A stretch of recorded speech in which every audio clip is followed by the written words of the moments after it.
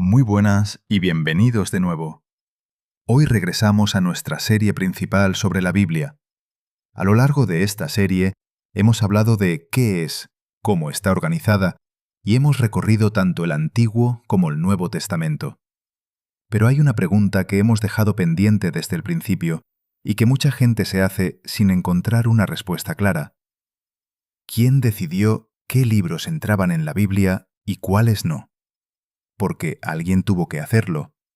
La Biblia no cayó del cielo encuadernada y con tabla de contenidos. Es una colección, y como toda colección, alguien la fue armando. Alguien eligió incluir unos textos y dejar fuera otros.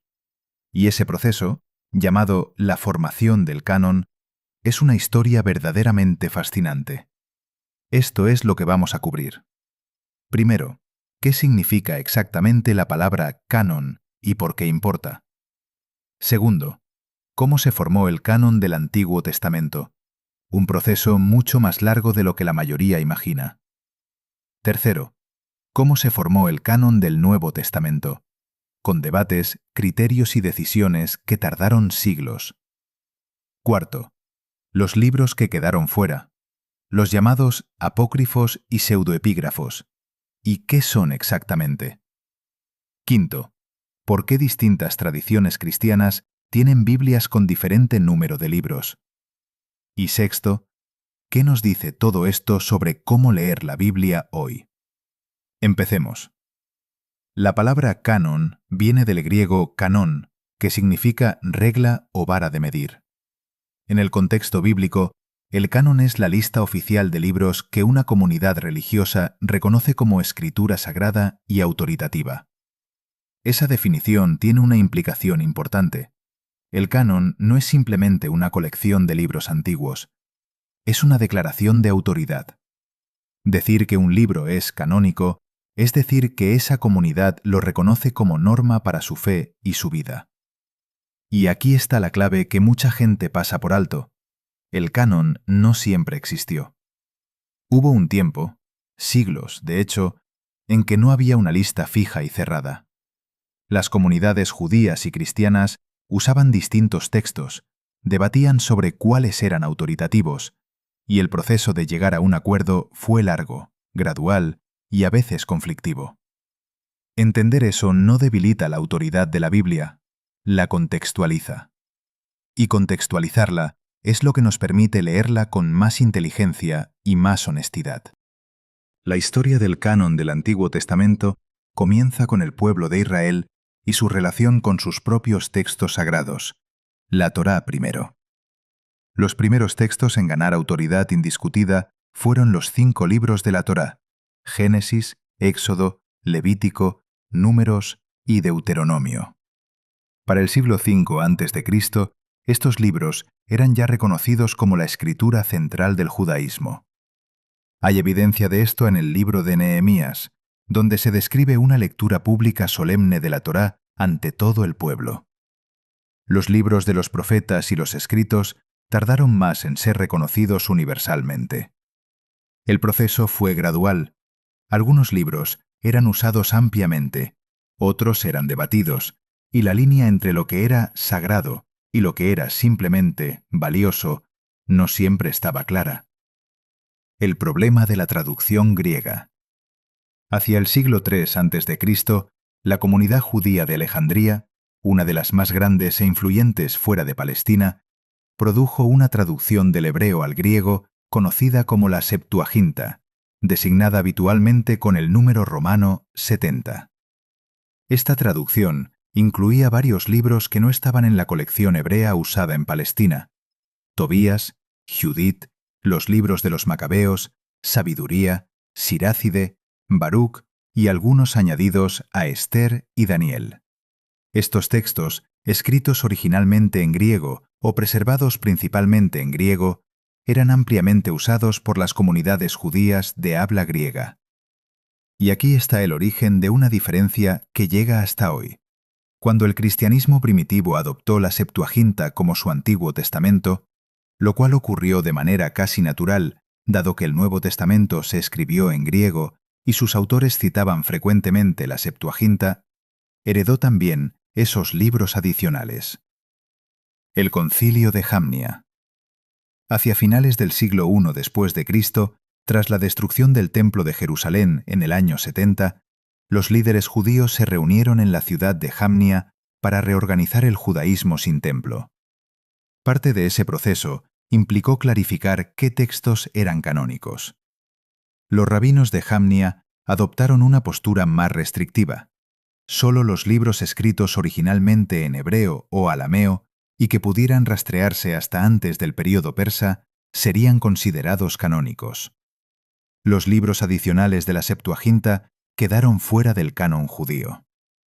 A partir de ese momento, el judaísmo y el cristianismo siguieron caminos distintos en cuanto al canon del Antiguo Testamento, una divergencia que todavía hoy produce Biblias con diferente número de libros.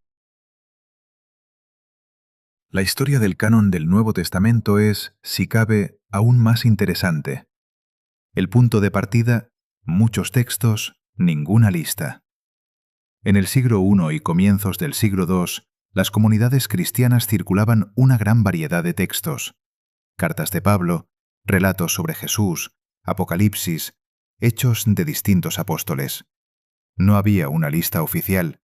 Cada comunidad usaba los textos que tenía acceso, que consideraba útiles o que habían llegado a través de sus fundadores. Algunos de esos textos los conocemos hoy como parte del Nuevo Testamento.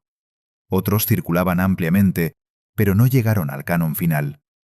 Y otros eran claramente tardíos o de origen dudoso, pero algunos los usaban de todas formas.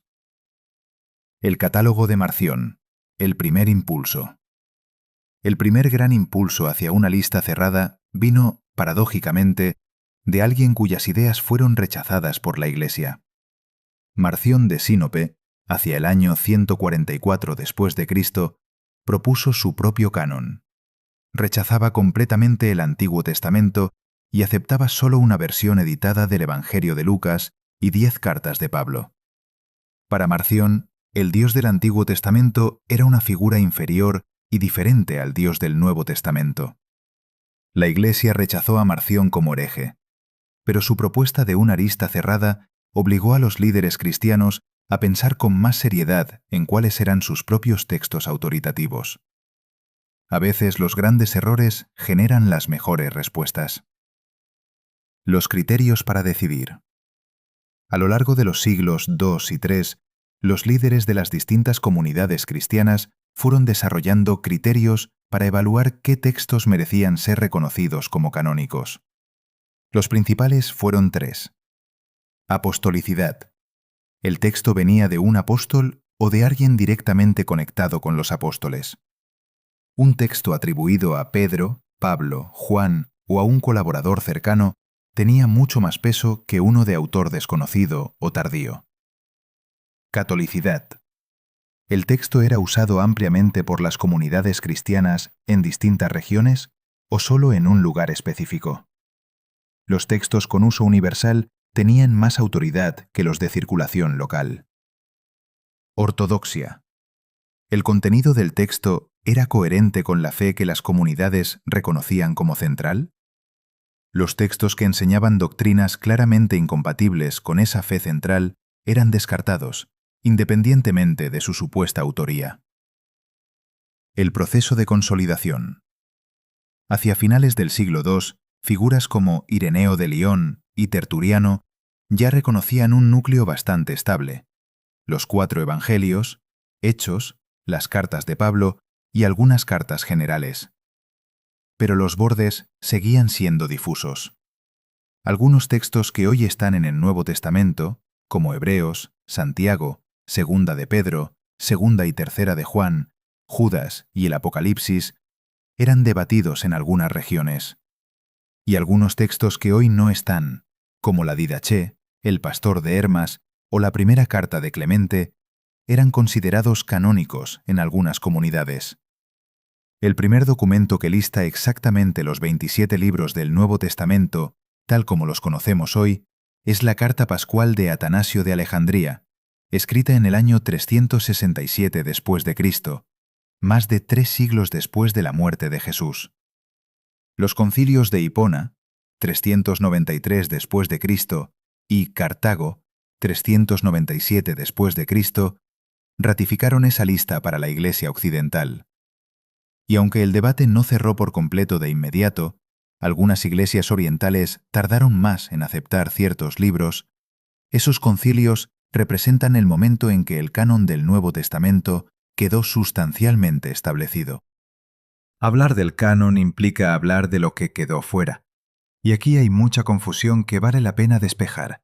Los deuterocanónicos. Los libros deuterocanónicos, del griego segundo canon, son los 7 libros que la Biblia católica incluye en el Antiguo Testamento, pero que la Biblia protestante no tiene. Tobías, Judith, 1 y 2 Macabeos, Sabiduría, Sirácide y Baruc. Son libros que formaban parte de la Septuaginta y que la Iglesia cristiana usó durante siglos. La decisión de excluirlos no fue protestante en origen, fue del judaísmo rabínico post-Jamnia.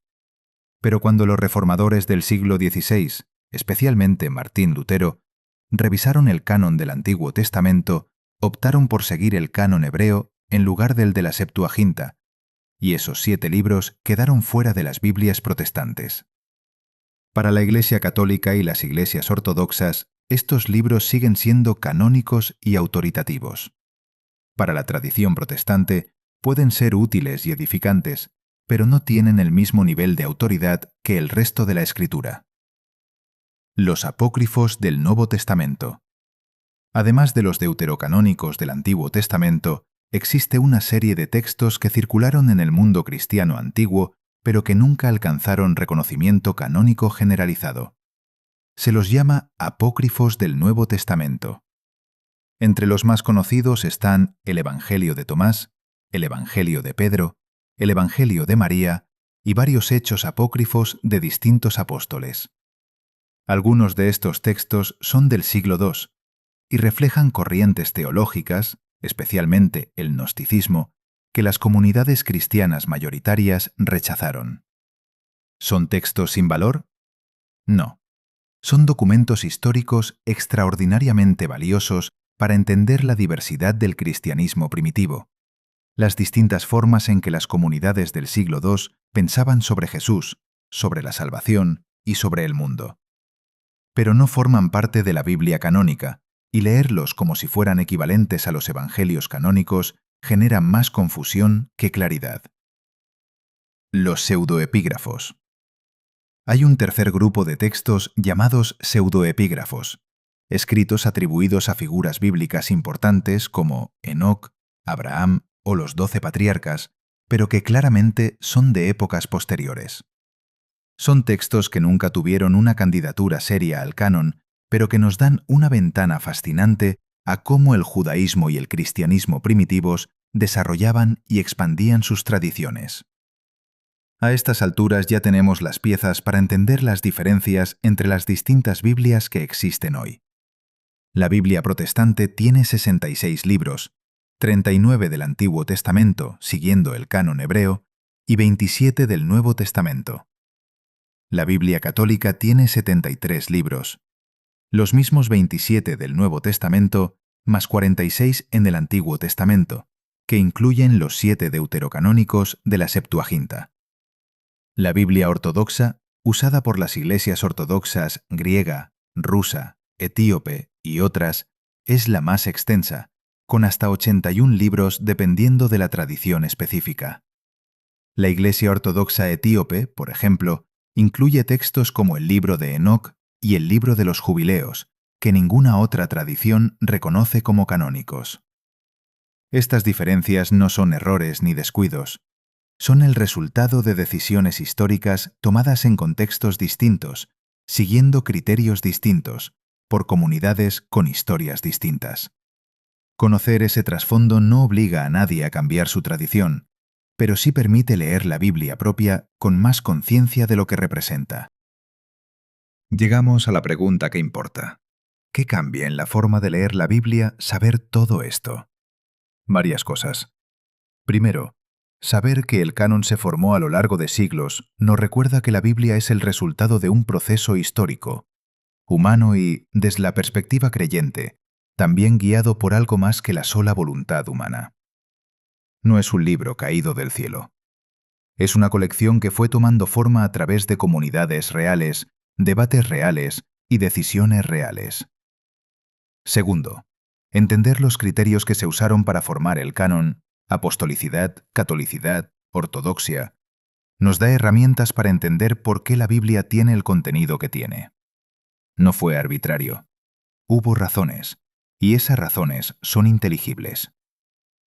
Tercero, conocer los libros que quedaron fuera, los deuterocanónicos, los apócrifos, los pseudoepígrafos, nos da contexto para entender la riqueza y la diversidad del mundo en que la Biblia fue escrita. Esos textos no son la Biblia, pero iluminan la Biblia. Y cuarto, reconocer que distintas tradiciones tienen cánones ligeramente distintos nos invita a leer con humildad, sabiendo que la pregunta de ¿qué libros pertenecen a la Escritura? No siempre tuvo una respuesta única, y que esa diversidad forma parte de la historia real del cristianismo. 3 ideas para llevarse de este recorrido. Primera, el canon bíblico no cayó del cielo. Se formó a lo largo de siglos, a través de debates, criterios y decisiones tomadas por comunidades reales. Conocer ese proceso no debilita la autoridad de la Biblia, la contextualiza. Segunda, las diferencias entre las distintas Biblias, católica, protestante, ortodoxa, tienen explicación histórica. No son errores ni manipulaciones. Son el resultado de decisiones tomadas en momentos distintos de la historia, con criterios distintos. Tercera, los libros que quedaron fuera del canon son textos valiosos para entender el mundo en que la Biblia fue escrita. Conocerlos enriquece la lectura de los que están dentro. Con este vídeo cerramos la introducción general a la Biblia. Hemos recorrido qué es, cómo está organizada, qué contiene el Antiguo y el Nuevo Testamento y cómo llegó a tener la forma que tiene hoy. A partir del próximo vídeo, comenzamos a entrar en los textos con más detalle, empezando por el principio de todo, el Génesis. Nos vemos en el siguiente.